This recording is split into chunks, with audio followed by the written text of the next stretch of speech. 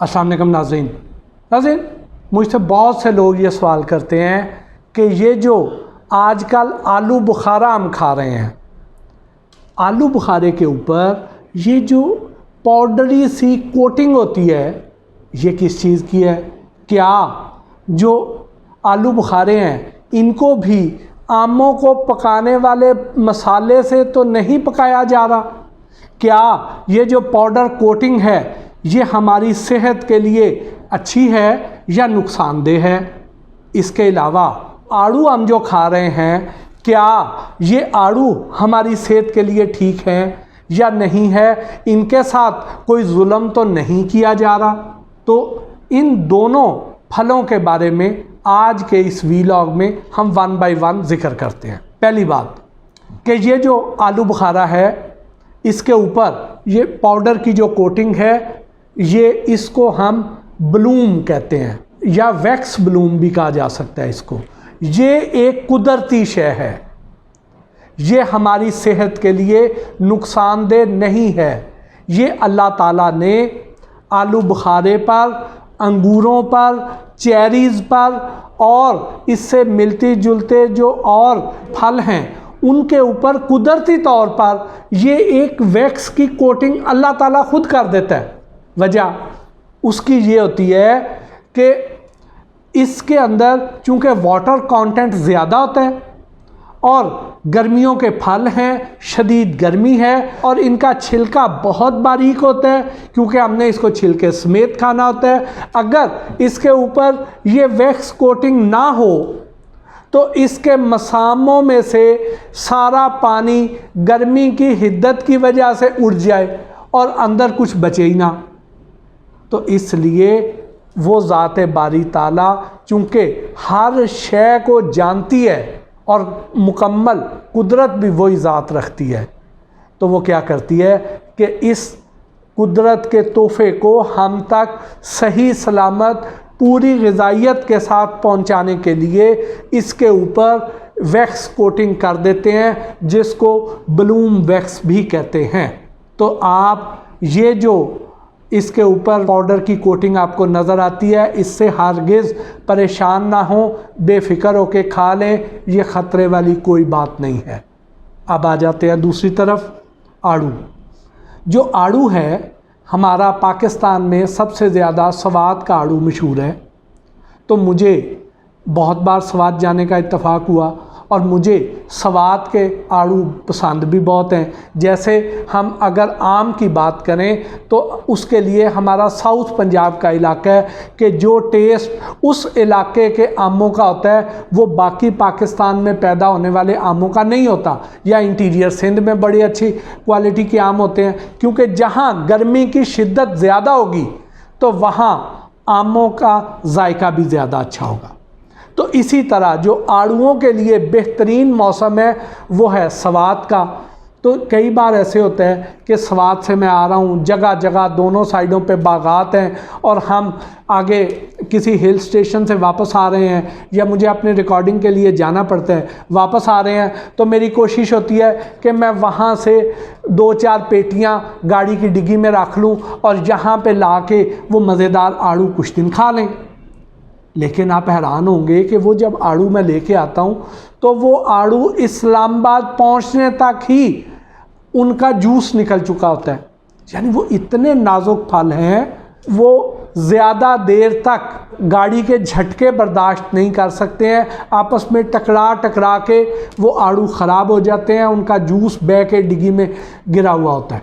तो इसलिए ये जो आड़ू वहाँ से जब उनको यहाँ पंजाब में भेजा जाता है, दूर दराज इलाकों में, कराची में भेजा जाएगा, सिंध में भेजा जाएगा या दूसरे शहरों में भेजा जाएगा, तो उसके लिए क्या करेंगे कि वहाँ से अभी पकने से 1 दर्जा पहले वाले आड़ू उतार लिए जाएंगे जिनकी गुठली अंदर पूरी तरह डेवलप हो चुकी होती है। अब उसकी ग्रोथ और नहीं होनी है, सिर्फ अब उसने पकना है।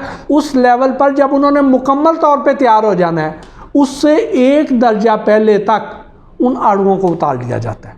यानी अभी वो आड़ू सख्त होंगे, जैसे सेब सख्त होता है ऐसे उतने सख्त होंगे, तो वो आड़ू उठा के पेटियों में पैक किए जाएंगे ग्रेडिंग के हिसाब से कि उसके हिसाब से उसका रेट लगना है, और उसके अंदर वही वाला सलूक करेंगे जो हमारे सिंध के और साउथ पंजाब के किसान और हमारे बड़े शहरों के व्यापारी करते हैं।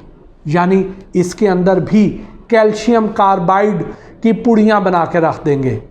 ये वही कैल्शियम कार्बाइड है जो हम आमों के अंदर रखते हैं, ये वही कैल्शियम कार्बाइड है जो हम केलों को पकाने के लिए इस्तेमाल करते हैं। यही कैल्शियम कार्बाइड इस आड़ुओं की पेटियों में भी रख दिया जाता है।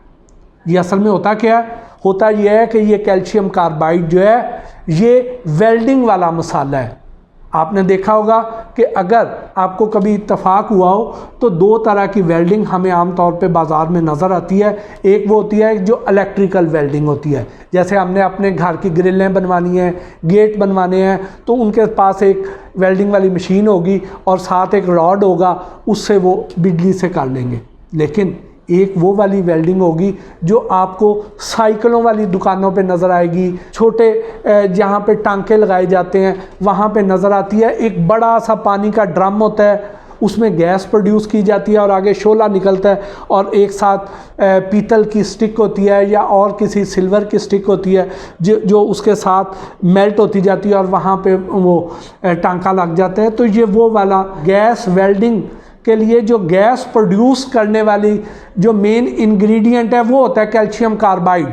अब कैल्शियम कार्बाइड चूँकि हीट प्रोड्यूस करता है, गैस प्रोड्यूस करता है, ये उन आड़ुओं की पेटियों के दरमियान रख दिया जाता है। और मैं आज के इस वीलॉग के तवस्सुत से जो पाकिस्तान के सूबों में फूड अथॉरिटीज़ काम कर रही हैं, मैं उनके इल्म में भी ये बात लाना चाहूँगा कि पंजाब फूड अथॉरिटी तो खासी विजिलेंट है। वो लोग इस वक्त भी आमों की ऐसी आउटलेट्स को जाके चेक कर रहे हैं जहाँ पे ये वेल्डिंग वाले मसाले से आम पकाए जा रहे हैं, तो वो लोग तो कर रहे हैं। बाकी सूबों में मुझे अभी इस तरह की कार्रवाई की खबरें नहीं आ रही हैं, लेकिन पंजाब फूड अथॉरिटी की तवज्जो भी मैं इधर मबजूल करवाना चाहूँगा कि अब वो सिर्फ आमों को चेक ना करें, वो केलों को भी चेक करें। और आजकल आड़ुओं का सीज़न है, आड़ुओं को भी चेक करें। आड़ुओं को भी यही कैल्शियम कार्बाइड वाले मसाले से तैयार किया जा रहा है, इनसे पकाया जा रहा है। और यहाँ पे मैं आपको ये भी बता दूँ अपने नाजरीन को कि अगर कैल्शियम कार्बाइड से आम पकाए जाएं, केले पकाए जाएं या आड़ू पकाए जाएं, तो उससे क्या होगा कि हमें चक्कर आते हैं, हमारे मुंह में अल्सर हो जाता है, गले में अल्सर होता है जो बाद में कैंसरियस हो सकता है खुदा ना खास्ता, और खुराक की नाली में अल्सर हो जाता है। ये चूँकि हैवी मेटल्स होती हैं और इनके मुसलसल इस्तेमाल की वजह से हमारे गुर्दे फेल हो जाते हैं। तो बराए मेहरबानी आप इसकी एहतियात किया कीजिए। वो लोग भी खुदा का खौफ करें जो इसके अंदर ये वेल्डिंग वाला मसाला डालते हैं। तो आप लोग हमारे नाजरीन जब भी कोई शय ख़रीदने के लिए जाएं तो आप देखें कि उस फल को, आम को या केले को या आड़ू को अच्छी तरह आप हाथ में मलें। अगर आपको हाथ में पाउडर की कोटिंग महसूस हो रही है तो समझ जाएं कि इस फल को उसी वेल्डिंग वाले मसाले से तैयार किया गया है। अब वो लोग भी ये मेरे से पूछना चाहेंगे कि जो इस कारोबार से मुंसलिक हैं, उनको मैं ये मशवरा दूंगा कि आप इस तरह किया कीजिए कि वहाँ से जो बागात हैं, आपने जो फल भेजना है, आप वहाँ से उसी तरह पकने से एक दर्जा पहले फल उतार के बग़ैर वेल्डिंग वाला मसाला रखे आप उसको भेज दें। अब ट्रांजिशन का टाइम 1 से 2 दिन है, मंडी में एक रात स्टे करना है, फिर आगे रिटेल शॉप्स पे आ जाना है। तो उन 3 दिनों में इस फल ने अपनी कुदरती हिद्दत से खुद ही तैयार हो जाना है, खुद ही पक जाना है। आपको ये लोगों की ज़िंदगियों के साथ खेलने वाला गुनाह भी नहीं करना पड़ेगा। आप अगर ये कर दें तो हम आपके बहुत ज़्यादा एहसानमंद होंगे। अब इसमें होगा क्या? इसमें होगा ये कि वो जो फल होगा वो देखने में अभी हरा हरा होगा, अभी उस तरह उसकी रंगत येलोइश नहीं होगी जो हम आम में ढूंढते हैं, जो हम केले में ढूंढते हैं, जो हम आड़ू में ढूंढते हैं। उसकी रंगत वैसी नहीं होगी, लेकिन उस बैरूनी रंगत के बग़ैर ही वो अंदर से पक चुका होगा। तो अब इसका मतलब क्या हुआ कि ये लोग उसकी बैरूनी रंगत को तब्दील करने के लिए ये कैल्शियम कार्बाइड यानी वेल्डिंग वाला मसाला डालते हैं। तो अगर हम उस पर कंप्रोमाइज़ कर लें तो शायद ये लोग भी बाज आ जाएं। दूसरा, अगर आप रंगत भी तब्दील करना चाहते हैं, आप कहते हैं कि उसके बग़ैर नहीं मुमकिन, तो कोई बात नहीं, आप फिर भी बागात से जब भेजें तो आप उसको उसी तरह सख्त ही भेजें।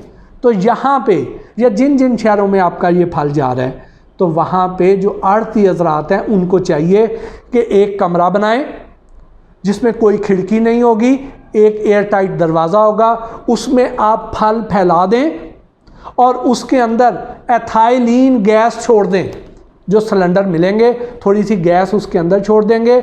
इन फलों के अंदर कुदरती तौर पर भी एथाइलिन गैस होती है, वो गैस प्लस आपने जो थोड़ी सी गैस उसमें ऐड की है, ये करके कमरे का दरवाज़ा एयर टाइट बंद कर दें और आप देखें 1-2 दिनों में वो फल बेहतरीन तैयार हो जाएगा, उसकी रंगत भी ठीक होगी और वो सेहत के लिए नुकसानदेह भी नहीं रहेगा और आप गुनाह से भी बच जाएंगे। खुदारा मेरी इन गुजारिशात को मामूली ना समझिए।